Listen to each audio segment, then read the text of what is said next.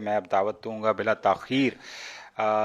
وقت بہت زیادہ گزر رہا ہے ڈاکٹر علی وقار قادری صاحب سے. پلیز اپنی خطاب کو شرنک کریں.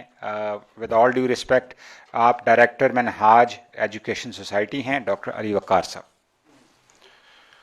بسم اللہ الرحمن الرحیم. بہت شکریہ اور لائق صد مبارکباد. یہ اقدام دیکھیے جی، پریشانی کی تو بات ہے نہیں. جو ہم سب نے بویا کسی نہ کسی طرح وہ کاٹا جا رہا ہے. جو بیج بویا گیا، کچھ لوگوں نے پانی ڈالا، کچھ لوگوں نے خاموش ہوائیں دی، اور کچھ لوگوں کے سکوت نے اس کو پروان چڑھایا. اس نے پروان چڑھ کے اب جب پھل دینا شروع کیا ہے تو ہم پریشان ہو گئے ہیں. تو بات یہ ہے کہ ہم نے تشخیص سے کام کو شروع کرنا ہے یا محض وہ کینسر کے پھوڑے پر پٹی باندھ کے آگے چلنا ہے کہ وہ اپنی جگہ پر قائم و دائم رہے اور ہم آگے چلتے ہیں. تو تشخیص ضروری ہے. سب کچھ کر چکے ہیں. ڈاکٹر علی اکبر صاحب نے بھی کر دی، منج صاحب بھی فرما گئے. تو میں یہ سمجھتا ہوں، میں ایک طالب علم ہوں اور دست بستہ میں ادھر بیٹھ کے سننے والوں میں سے ہوں. یہ تو ویسے ہی ادھر بلا لیتے ہیں. گزارش یہ ہے کہ ہماری مذہبی قیادت کی بزدلی ہمیں یہاں تک لے کر آئی ہے. کیوں لے کر آئی ہے؟ علی اکبر صاحب نے ایک واقعے کا حوالہ دیا. آج سے 10 سال پہلے ممتاز قادری نے جب سلمان تاثیر کو قتل کیا، اس پر پورے ملک میں کیا ہوا. ایک شخص نے دور بیٹھ کے ایک وہ اصولی بات کی جو تمام مسالک کے درمیان متفق علیہ بات ہے، اس میں کوئی دو رائے نہیں ہے کہ ماورائے عدالت قتل نہیں ہو سکتا. اور اس قوم نے یہاں پہ سنا اوئے دلیا اوئے خنزیرہ. تو کتنے لوگ تھے جنہوں نے اس فکر کی حوصلہ شکنی کی اور اپنا حصہ ڈالا؟ خاموش. تو بھائی، جب اس طرح کی چیزیں ہوتی ہیں اور اس طرح کے جاہل لوگوں کو تربیت کے پروسیس سے گزارے بغیر، نوجوانوں کو عقل اور فہم اور شعور دیے بغیر، ان کو تربیت کے طویل پروسیس سے گزارے بغیر اس طرح کے جذباتیت پر مبنی نعرے دیے جاتے ہیں، اور ان کو یہی نہیں پتہ ہوتا کہ وہ ناپاک ہوں گے تو غسل کے فرض کتنے ہیں، اور وہ نکلتے ہیں عشق رسول کا جھنڈا اٹھا کے. تو پھر ہم ڈیزرو کرتے ہیں کہ اس طرح کے واقعات ہوں.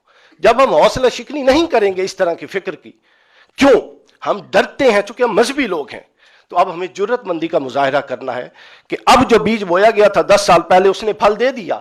اب دوبارہ کوئی ایسا بیج نہ بویا جائے جو اور 5 سال کے بعد پھر ایسے پھل دے. تو اب ہمیں تھوڑا سا پردہ اٹھانا ہے.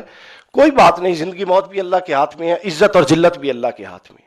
جب یہ قرآن کا اٹل فیصلہ ہے تو ہمیں پھر اس طرف جاننا ہے کہ آئندہ اس طرح کا جعلی نعرہ، اور آپ اندازہ کیجئے، سوشل میڈیا پہ میری 2 ویڈیو وائرل ہوئی ہیں اس حوالے سے. آپ اندازہ کیجئے جب وہ اس شخص کو جلا رہے تھے یا مار رہے تھے اور ساتھ لبیک یا رسول اللہ کہہ رہے تھے، تو آپ یہ دیکھیے کہ آقا کے قلب اطہر پر کیا گزر رہی ہوگی کہ کیا یہ تعلیمات تھی میری. حتیٰ کہ گستاخی من کل الوجوہ جو اس کا پروسیجرل لا ہے اس کے مطابق ثابت بھی ہو جائے تو تب بھی یہ طریقہ کار درست نہیں تھا. ابھی تو ہوا ہی کچھ نہیں تھا. تو کہنے کا مقصد یہ ہے کہ ایسی فکر کو کائنڈلی دوبارہ حوصلہ افزائی مت کیجیے. ہماری بات کی کوئی اہمیت نہیں. میں تو طالب علم ہوں، آپ لوگ بڑے لوگ ہیں. خاموشی جو ہوتی ہے حدیث تقریری سمجھتے ہیں، اس سے ہم فیض اخذ کرتے ہوئے یہ بات سمجھ سکتے ہیں کہ خاموشی غیر اس کی تردید کسی چیز کی، خاموش اس بات ہوتا ہے. اب جلسے تھے، جلوس تھے، بڑے بڑے پیرانے کرام جناب لگے ہوئے تھے، یہ گستاخی رسول ہو گئی اور شاتم رسول ہو گیا. اور آج ہم نے اس شاتم رسول کے جو بیج بوئے گئے تھے اس کا تماشا دیکھ لیا. عقل، فہم، دانش پیدا کریں لوگوں کو. مذہب کو جذباتیت سے ہٹائیں، اتنا رکھیں جتنا ضروری ہے. ہر دور کی ایک اپروچ ہوتی ہے. میں فلسفے کا طالب علم ہوں. ہر دور کی ایک اپروچ ہوتی ہے، اور سامعین کرام یہ دور عقلی اپروچ کا ہے، ریشنل اپروچ کا ہے. آپ جب دین کو ریشنل اپروچ سے توڑ دیں گے تو آپ دین کے اچھے ریپرزنٹیٹو اس دور میں ثابت نہیں ہو سکیں گے. آپ مرضی جتنی نصوص پیش کر دیں قرآن و سنت سے. نوجوان کو لاجیکل اپیلنس چاہیے، لاجیکل انڈرسٹینڈنگ چاہیے. جب تک لاجیکل انڈرسٹینڈنگ نہیں ہوگی آپ جو مرضی کرتے رہیں، آپ ان کو کما حقو اپنی بات نہیں پہنچا سکتے. یہ گزارش تھی. دوسری بات، اب کریں یہ کہ ہماری مساجد، ہمارے ممبر جو اصل اصلاح معاشرہ ہے اس سے دور ہیں. ہمارا موضوع کیا ہوتا ہے؟ بریلویوں کی مسجد میں نور و بشر معجزات چل رہے ہیں، اہل تشیع کی مساجد میں امامت اور اہل بیت محض چل رہا ہے.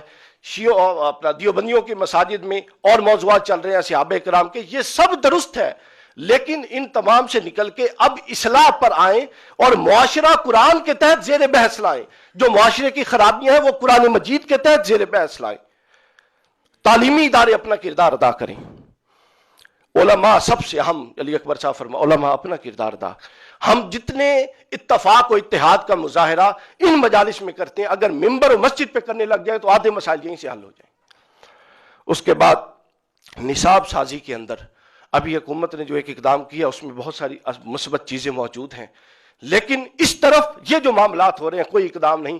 آج میں Punjab text book curriculum text book board میں یہ تجویز تحریری طور پہ دے کر آ رہا ہوں کہ بین المذاہب، بین المسالک، ہم آہنگی اور باہمی اختلافات کو حسن تدبر کے ساتھ سمجھنے اور اختلاف کو برداشت کرنے سے متعلق اسباق تیسری کلاس اسلامیات کے اندر ڈالیں۔ اس کے بعد غیر نصابی سرگرمیاں، کرکٹ، فٹ بال، یہ سب کچھ چلائیں، فزیکل ایجوکیشن ضروری ہے، لیکن بچوں کے درمیان مباحثہ کرائیں کہ اختلاف رائے کو برداشت کیسے کرنا ہے، آگے اس کو ٹیکل کیسے کرنا ہے۔ والدین اپنا کردار ادا کریں، گھر کے اندر بہن بھائیوں میں اختلاف ہوتا ہے، یہاں سے پرورش شروع ہوتی ہے، ہم پرورش کی عمر گزار کے پھر کہتے ہیں کہ ہر بچہ غوث بن جائے، ایسا نہیں ہوتا۔ سوشل میڈیا پر بات ہو چکی، اس کی خوبیاں اور اس کی خامیاں دونوں اپنی اپنی جگہ پر ہیں، وہ ایسی ہے نہیں کہ اس پر بات کی جائے۔ اور سب سے اہم ریاست کا کردار ہے، جب ریاست ایسے عناصر کے ساتھ اپنی سیٹ ایڈجسٹمنٹس کے چکر میں سمجھوتے کرے گی تو پھر یہی پل ہوگا، محض تردید شدید سے کچھ نہیں ہونے والا۔ تو یہ اس کا بڑا حصہ ریاست کے کھاتے میں جاتا ہے کہ ریاست ہی نے یہ سب کچھ، ایک پہلے اس کی سے پہلے جو لوگ تھے انہوں نے پروان چڑھایا اپنے سیاسی مقاصد کے لیے، اگلوں نے استعمال کیا اپنے سیاسی مقاصد کے لیے، اور یہ اکاموڈیٹ کر رہے ہیں اپنے سیاسی مقاصد کے لیے۔ دین اور اسلام یقین کیجئے کسی کی بھی ترجیح نہیں ہے۔ وما علینا الا البلاغ۔